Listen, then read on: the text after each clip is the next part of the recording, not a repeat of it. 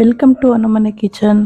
ನಾನಿವತ್ತು ನಾನ್ ವೆಜ್ಜಲ್ಲಿ ಸಿಂಪಲ್ ಆಗಿ ಬೇಗ ಆಗುವಂಥ ಒಂದು ರೆಸಿಪಿ ಮಾಡ್ತಾ ಇದ್ದೀನಿ. ಲಿವರ್ ಮತ್ತು ಗುಂಟ್ಕಾಯಿ ಚಿಕನ್ದು ಇದನ್ನು ಫ್ರೈ ಮಾಡ್ತಾ ಇದ್ದೀನಿ. ಈಸಿ ಮತ್ತು ಬೇಗನೆ ಮಾಡ್ಕೋಬೋದು. ನಾನು ಅದನ್ನು ಮಾಡೋದಕ್ಕೆ ಇಲ್ಲಿ 1-2 ಸ್ಪೂನಷ್ಟು ಎಣ್ಣೆ ಹಾಕೋತಾ ಇದ್ದೀನಿ.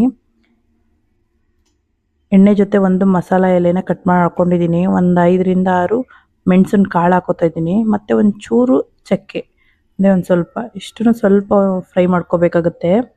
ಸ್ಟವ್ನ ಲೋ ಫ್ಲೇಮಲ್ಲಿ ಇಟ್ಕೊಂಡು ಫ್ರೈ ಮಾಡ್ಕೋಬೇಕಾಗತ್ತೆ. ಅದಕ್ಕೆ 2 ಈರುಳ್ಳಿ ಹಾಕೋತಾ ಇದ್ದೀನಿ. ಸ್ವಲ್ಪ ಕರಿಬೇವು. ಇದು ಚಪಾತಿ ಜೊತೆ ಮತ್ತು ಎಗ್ ರೈಸ್ ಜೊತೆ ಎಲ್ಲ ನಂಚ್ಕೊಳ್ಳೋಕೆ ತುಂಬಾ ಚೆನ್ನಾಗಿರುತ್ತೆ. ಚಪಾತಿಗಂತೂ ತುಂಬಾ ಚೆನ್ನಾಗಿತ್ತು. ನಾನಿದು ಸೆಕೆಂಡ್ ಟೈಮ್ ಅಷ್ಟೇ ಮಾಡ್ತಿರೋದು. ಮತ್ತು ಖಾರಕ್ಕೆ ತಕ್ಕಷ್ಟು ಹಸಿಮೆಣ್ಸಿಕಾಯಿ. ಇದು ನೋಡಿ, ಎಣ್ಣೆಲಿ ಚೆನ್ನಾಗಿ ಬೆಂದಿದೆ. ಇದಕ್ಕೆ ಸ್ವಲ್ಪ ಶುಂಠಿ ಬೆಳ್ಳುಳ್ಳಿ ಪೇಸ್ಟ್ ಹಾಕೋತಾ ಇದ್ದೀನಿ.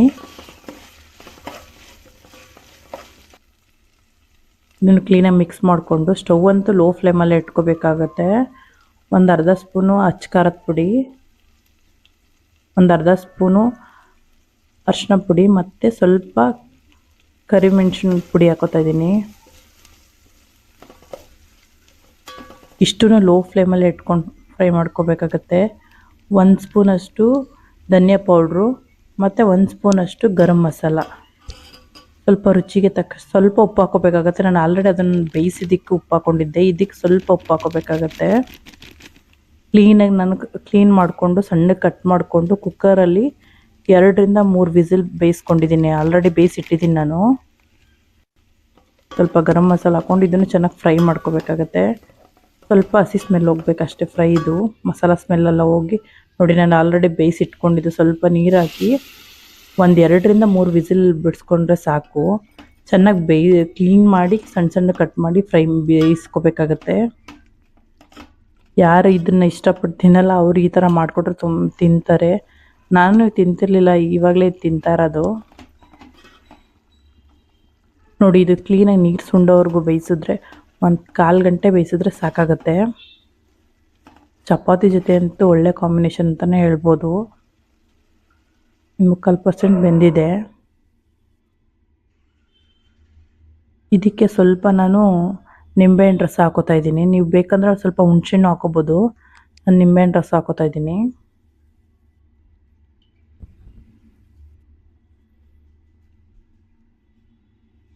ಇದನ್ನು ಕ್ಲೀನಾಗಿ ಮಿಕ್ಸ್ ಮಾಡಿಕೊಂಡು ಫೈನಲಾಗಿ ಕೊತ್ತಂಬರಿ ಸೊಪ್ಪು ಹಾಕಿದ್ರೆ ಸಾಕು.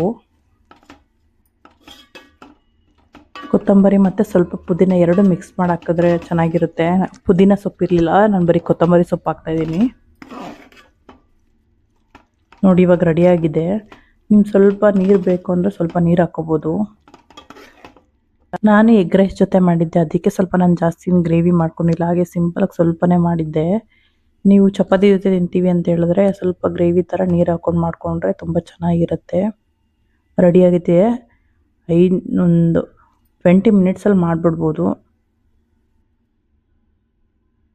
ಈ ವಿಡಿಯೋ ಇಷ್ಟ ಆಗಿದ್ರೆ ಒಂದು ಲೈಕ್ ಮಾಡಿ, ಶೇರ್ ಮಾಡಿ, ನನ್ನ ಚಾನಲ್ ಸಬ್ಸ್ಕ್ರೈಬ್ ಮಾಡಿ ಫ್ರೆಂಡ್ಸ್.